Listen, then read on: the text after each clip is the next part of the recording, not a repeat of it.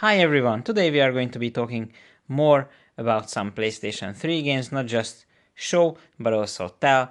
So let's start with Brutal Legend. This is something that I would call a hidden gem or like a semi-hidden gem. It's a Tim Schafer game.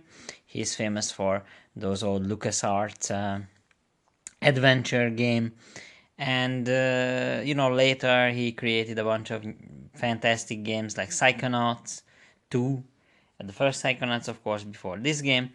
And this is basically like a rock and roll action RPG kind of game, with Ozzy Osbourne and Lemmy, rest in peace for both of them. And Jack Black is the main character. I haven't played this, but I think it's a cool game. I got it really cheap. This is something that EA was doing in this generation. There is quite a lot of EA games that were published by EA but made by outside studios, and Brutal Legend is one of them. This is like a really cool heavy metal rock and roll adventure game that I think it's fair to say it's one of those games that it really went under the radar, but it's something that maybe in the future they might re-release. But there is a lot of licensed music in there. There is a lot of likenesses of famous people, so I'm not sure if this is ever going to return. But you can still play it on the PC, still play it on the PlayStation 3 and 360. So yeah, this is a really cool one. And the next game is also published by EA, and this is Bulletstorm. So this one is an interesting one. This is from a time where EA was publishing a lot of games. It was made by People Can Fly. They are a pretty cool studio. I think they are still, doing stuff. And this game got a re-release. I think it might be a release from Nordic or THQ Nordic later, because EA didn't really care about. And yes, this is Epic Games back when they were actually making games, not just Fortnite and not just, publishing. First person shooter with like some crazy action. This is a cool one again. And we are going to continue with some more EA. This is Burnout Paradise. I am so sad that there is no more Burnout games, at least for now. Burnout Paradise got like a bunch of re-releases. It is readily available on every console. But this one was really good. But other than that, they are not really doing anything with the Burnout franchise, which is a shame. But I guess it kind of makes sense, because the racing franchise for EA is Need for Speed. But I don't know, I never really got into Need for Speed games, but I did get into Burnout, and Paradise is really cool. It's like a big open world action racing game with a lot of great music, with a lot of really good like stunts and whatnot, and it was a really good, I'm just saying really good all the time, but yeah, it is amazing. And this edition looks weird to you because this is a platinum PlayStation 3 game. So yeah, before the Essential series and with the old Spider-Man font logo, this was how re-releases look like. This is the first batch of those. I'm gonna wanna talk about these games and the different variants in the future. That's probably going to be a long video, like unnecessarily long, but yeah, maybe in the future. Next up is one game that is also really awesome, and it's a shame they never really brought this franchise back since the PlayStation 3 days, and it's Buzz Quiz World. This is just cool. Yeah, there are the buzzers for this. There are wireless and wired ones. I have the wired ones, which is just like a big mess. But yeah, they are actually have quiz controllers, so you can use them and choose the answers through the buttons. There is the red buzzer also. It's really cool. It used to have a lot of online features, which you can, download custom-made quizzes, but it's not available anymore. Although the DLCs are available, there is a Buzz Quiz Player app on the PlayStation 3, which you can download for free, and usually for like €4 or €5, you can get quiz packs for the game as well. So it's really cool that it still kind of works on the PS3. But it's a shame that, you know, we didn't get a game for the PS4. We got Knowledge is Power, which was cool, but I think Buzz is much better because there is a lot of different game types and you can customize the games. Meanwhile, Knowledge is Power is basically just one type of quiz game and then that's it. Next up is a franchise that I'm not into. It's Call of Duty Black Ops. I have a couple more Call of Duty games. Black Ops is one of those that's just like a big classic. This is a brand new copy I picked up. I just opened it basically. It was really cheap one day at Black Friday. I'm still interested in it, but I'm also only interested in the single player campaigns for these games. So that is Call of Duty Black Ops. I also have a really nice clean copy of Call of Duty 4 Modern Warfare. This is one of only two Call of Duties that I actually played through. I played through the first Modern Warfare and then I played through the second one.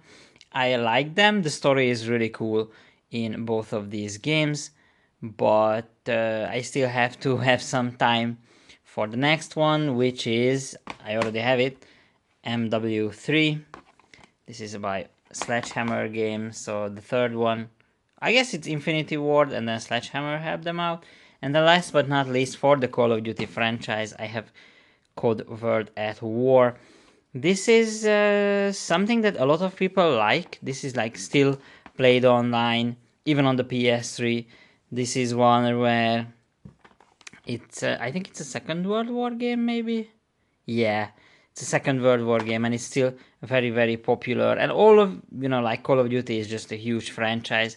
But I think like back in the day with these titles, they were much cooler, you know, like really good story campaigns. And yeah, of course, everybody played it for the multiplayer, but the stories usually in these games are legendary. Nowadays, the franchise is kind of a joke. Yeah, it's more popular than ever, more people are playing it than ever, but the stories themselves and the story modes are, well, they are lackluster to say the least. Another franchise that's just, you know, kind of there, or it used to be there, is by Techland and Ubisoft. So Ubisoft published it, and the Polish company Techland made it. Techland is famous now for the Dying Light series, so this is their game before that. And, you know, this is pretty cool. There are not that many Wild West games. At least Bound in Blood is a Wild West game. And there is the Cartel, which is like more modern times. So you play as like FBI and DEA agents and whatnot. I picked these up because they looked kind of cool, I guess. And I want to play them and try them in the future. This is a franchise where it's sadly forgotten and there is no hope that they are just going to do anything with it, but you know, maybe in the future we can get back the Call of Juarez games. These two games I really, really love, and I think they are really underrated also. The Castlevania Lords of Shadow series has 3 games. There is Mirror of Fate, I think, that's the 3DS one, and it's like a smaller title, but these are the 2 main titles in the series, and yeah, I think they are both amazing. The first one, it's really fun. Both of them are basically God of War clones, but the first one has these huge boss fights. Every chapter is segmented into like one area, and you go from A to B there, and you know, you fight big monsters and whatnot. And then the second one is more open, reminds me of God of War 2, I think, where everything is interconnected in a way that you go around the stage and you return, and it's just really, really good. The second one, had like really, I don't know, average reviews. They got some like weirdly negative reviews, but I think it's a really great story, really great characters. There are some really good actors also in it, like Patrick Stewart and the guy, I'm not sure what's his name, but one of the guy from Game of Thrones in there. So yeah, this is just a really good series, and you know, Mercury's team, I'm really happy about it. But Mercury Steam is now making games for Nintendo. They are making Metroid games, and those are getting a bunch of awards and whatnot, a lot of praise for those games. And these games deserve that also, because they are really great. And sadly, they didn't get a new gen re-release, so there is no Lords of Shadow on PS4 or PS5 or on the Xboxes. You can still play it on PC, and I think it's worth getting it, because these are really amazing God of War clones that also not just clone the God of War series, but add some extra spice to it, add some new features and some interesting ideas. One of the craziest and probably weirdest game I have, and I love this game, it's Catherine for PlayStation 3. This is just amazing. So basically, you are this guy who has bad dreams, and there is a mystery where a bunch of men who were unfaithful to their lovers, they die in their sleep, and they are in this place where there are sheep, and basically it's like a puzzle game. As you can see it in the back, you can jump on these blocks, I guess, and pull them out, and you have to escape the nightmare. But also there are some how do you say that? There are some quizzes and relationships you have to make, like a bit of like a similar to Persona, like a dating stuff there. But Catherine is really amazing, and it's not an RPG, it's more a puzzle game slash a mystery, kind of like a detective game, and it's really, really awesome. I was looking for this copy of the game, like the PS3 version, for a really, really long time. So originally a friend of mine loaned his game to me, so he gave it to me to try, and I played it like an hour. I was like, okay, this is amazing, but I want my own copy. And I really wanted to get a PS3 copy, so much so that but I couldn't get it because it's kind of rare, and I wanted it to be in a good condition. So I had to basically wait for it for a long time. So long actually that they re-released the game on the PS4 with the full body edition, and I actually played that version, and then after that I found this for a really good price. So it's like perfect condition.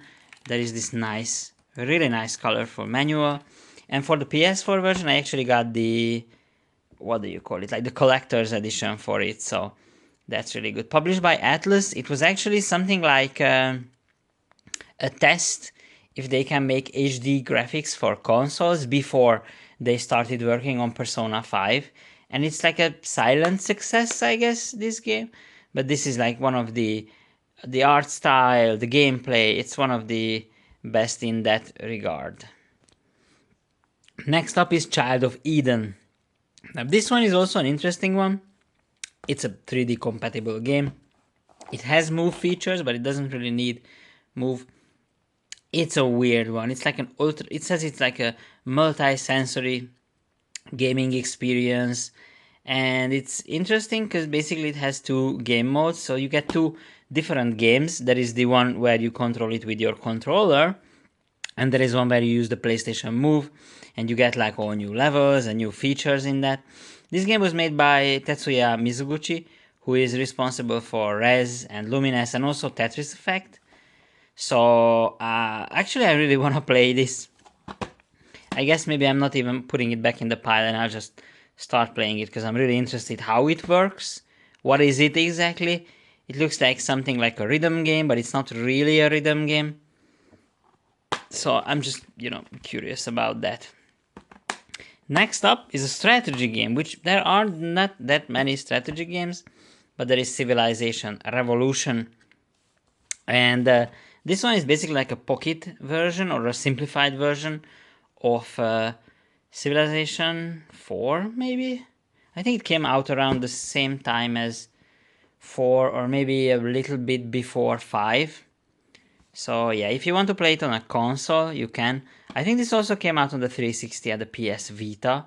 So it's more like a simplified version of the famous Civilization strategy game, which I have played quite a lot of Civ 5 during my college or university years, and I love the series, but I know it's just, steal all your time away, so I'm not really ready to jump back into Civilization just yet. Next up is Conan. So I think that's not the original box for this, because it says like 30-day trial inside. This is not really good, to be honest. I mean, just look at it. It's a fun little hack and slash type of game, but I think it's not actually really that good. I got this from a friend from England. As you can see, he bought it in England for £1.50. So cheap and not really good game. It's very clunky. It runs like garbage on the PS3, but I wanted to get it because this is one of those like low budget kind of adventure game, and I like the type of hack and slash game like God of War, like the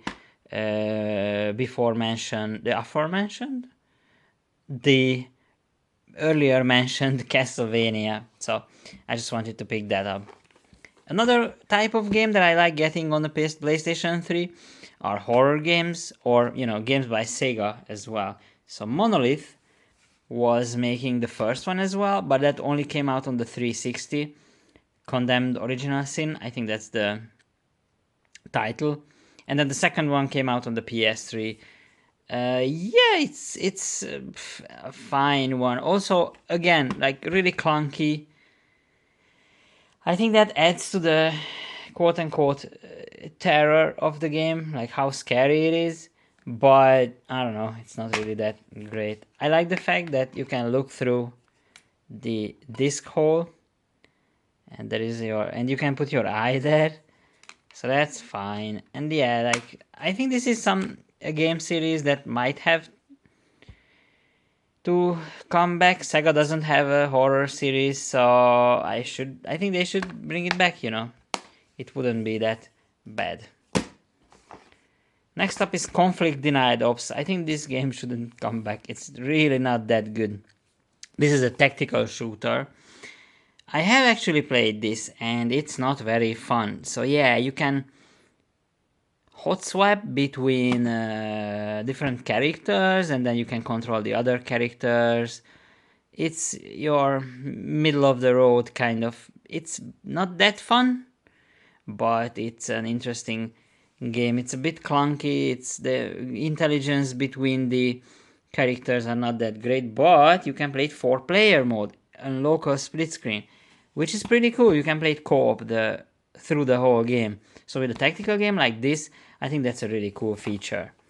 Next up is something I think it's kind of interesting that they released Crysis 2 and 3 on the PlayStation 3, but as far as I know, they never had the first game released on the console, at least not physically.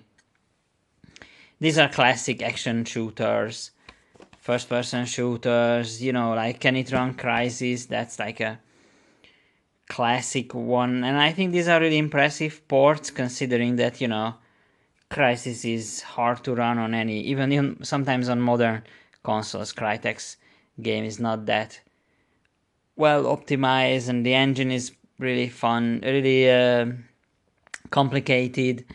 So yeah, Crysis is a classic, and again, published by EA on the PlayStation and on Xbox. And last but not least for today, yeah, another weird one. So I like these weird television series games. There is actually a surprising amount of these games on the PlayStation 3.